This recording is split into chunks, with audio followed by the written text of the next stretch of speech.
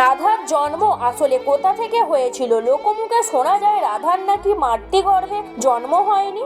তাহলে কোথা থেকে হয়েছিল? না জানলে চলুন জেনে নিই। লোকমুখে শোনা যায় রাধা কখনো মাতৃগর্ভে জন্ম নেয়নি।